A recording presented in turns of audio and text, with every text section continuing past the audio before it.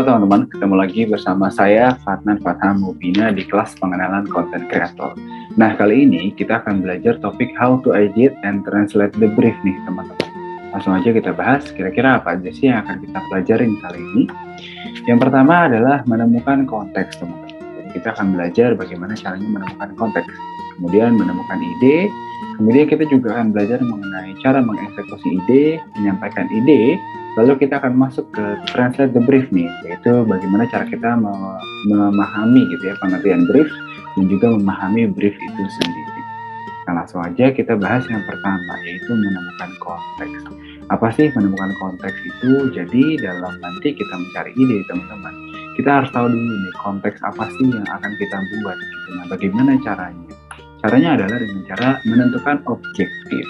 Jadi ketika kita membuat konten nanti teman-teman, kita tuh harus bertanya kepada diri sendiri.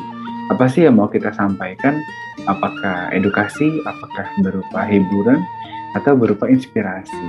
Nah, dengan menentukan objektif ini, kita jadi tahu nih konteks yang akan kita buat itu kontennya seperti apa. Nah, kemudian yang kedua, kita akan bahas mengenai bagaimana caranya menemukan ide. Nah, sebetulnya ada banyak ya tentunya teman-teman cara menemukan ide. Di sini kita akan bahas beberapa aja. Yang pertama adalah observasi. Lihat kiri kanan, foto, kemudian teman-teman jangan lupa kalau ketemu sesuatu di screen capture gitu yang memang menarik, atau di voice record supaya nggak lupa gitu ya. Oh, jangan lupa nanti bikin ide ini gitu ya.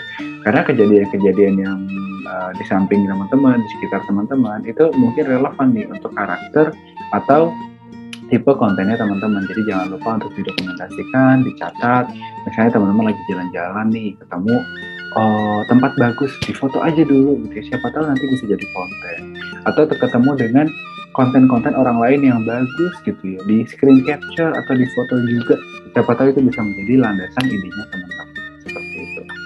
Karena tingkah laku anak, tetangga, orang tua, teman, pedagang somai itu semuanya bisa jadi ide nih teman-teman buat kita gitu ya. Jadi dengan kita bisa mengobservasi sekitar kita gitu ya, kita juga bisa mendapatkan ide dari mereka gitu teman-teman. Kemudian yang kedua adalah kita cari tahu apa yang lagi trending teman-teman. Nah, waktu itu sempat trending nih Layangan Putus, kemudian lagunya Ariel Peter Pan ya, Ariel Noah gitu ya, Yang Terdalam.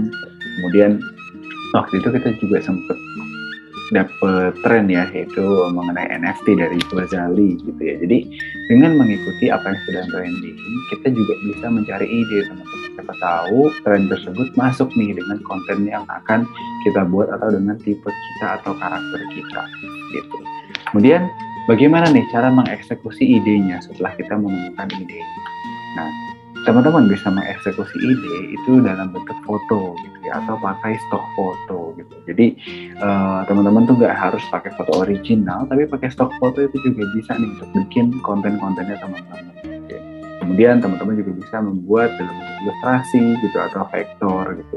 Jadi selain foto, teman-teman bisa nih bikin konten mengeksekusi idenya teman-teman dalam bentuk ilustrasi.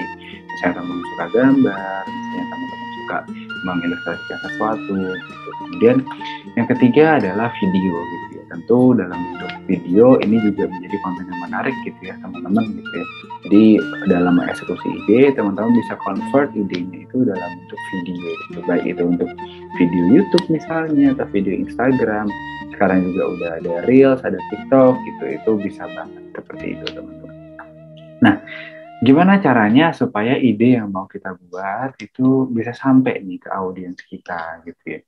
Yang paling penting gitu ya teman-teman, supaya ide yang kita buat, konten yang kita buat bisa sampai ke audiens kita itu adalah dengan membuat cerita yang relevan gitu ya.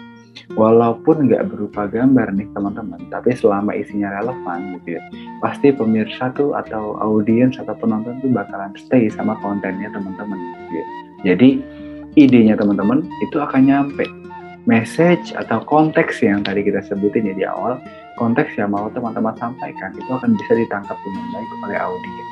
Nah, contohnya nih misalnya konten dari Bapak-Bapak ID, di mana ini dia bahas nih cara mengelola gaji yang pas-pasan. Nah, ini nih relevan banget untuk orang-orang yang memang gajinya pas-pasan nih teman-teman. Jadi tentu mereka akan mantengin, mereka akan baca kontennya sampai habis dan mereka akan dapet message yang memang ingin disampaikan oleh si bapak-bapak ID ini, gitu teman-teman. Nah, kemudian kita next masuk nih ke brief. Apa sih pengertian dari brief gitu ya? Mungkin teman-teman pernah dengar kata brief, pernah dengar kata briefing. Sebenarnya apa sih pengertian dari brief gitu ya? Nah, brief itu teman-teman ringkasan singkat tentang apa yang akan kita komunikasikan dari perspektif konsumen atau dari perspektif audiens. Jadi ini menerjemahkan masalah bisnis menjadi masalah konsumen. Nah, brief ini biasanya datang dari siapa sih? Brief ini biasanya datang dari partner nih teman-teman. Baik itu dari klien kita atau dari orang lain kepada kita gitu ya. Misalnya lagi bekerja sama, kita dapat brief gitu ya.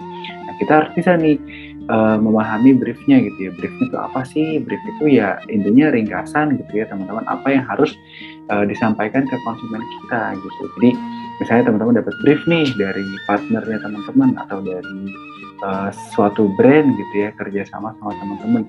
Nah, itu adalah hal-hal yang ingin disampaikan ke konsumennya nih atau ke audiensnya teman-teman gitu. Jadi itu yang kita sebut sebagai brief gitu, teman-teman. Kemudian bagaimana nih cara kita memahami briefnya gitu ya. Ada beberapa step ya teman-teman untuk kita bisa memahami brief yang diberikan kepada kita. Yang pertama baca briefnya gitu ya, ketemuan sama masalahnya gitu ya. Apakah klise? Iya teman-teman, karena ya baca ya betul gitu ya, kita pasti membaca gitu. Tapi biasanya brief itu datang dengan masalah gitu ya. Nah, kalau nggak ada gimana? Pasti ada masalahnya teman-teman. Kalau nggak ada berarti nggak butuh ide konten gitu ya. Misalnya teman-teman ternyata dapat brief nih, tolong buatin konten tentang cara masak Indomie goreng. Nah, berarti masalahnya apa gitu ya? Masalahnya adalah orang-orang tuh nggak tahu cara masak Indomie goreng gitu ya. Nah, jadi kita perlu nih untuk baca dulu briefnya gitu ya, cari masalahnya tuh apa. Kemudian yang kedua adalah jadiin poin dari briefnya supaya simple. Karena biasanya brief itu datangnya berantakan gitu ya teman-teman, atau belum ketahuan nih arahnya mau kemana gitu. Briefnya tuh masih sangat general gitu ya. Jadi dengan cara ini kita bisa meminimalisir kelewatan sebuah materi atau sebuah masalah gitu. Jadi dari brief yang ada, jadiin poin-poin gitu ya. Briefnya intinya tuh apa sih? Supaya simple aja gitu ya. Misalnya tadi ya, kita dikasih brief nih, bikin konten tentang cara masak Indomie gitu ya. Ya kita persimpel aja gitu ya. Ini kontennya tuh apakah cara ngerebusnya gitu ya, ada ngerebusnya mulai dari guntingnya misalnya gitu ya, atau ya udah cara bikin Indomie itu jadi lebih enak. Nah, itu kita yang tentuin sendiri gitu ya, supaya nggak terlalu luas gitu ya, karena kan cara masak Indomie ada banyak banget gitu ya teman-teman gitu. Jadi kurang lebih itu teman-teman topik kali ini mengenai how to ideate in presentative. Nanti kita akan ketemu di topik-topik lainnya. Terima kasih.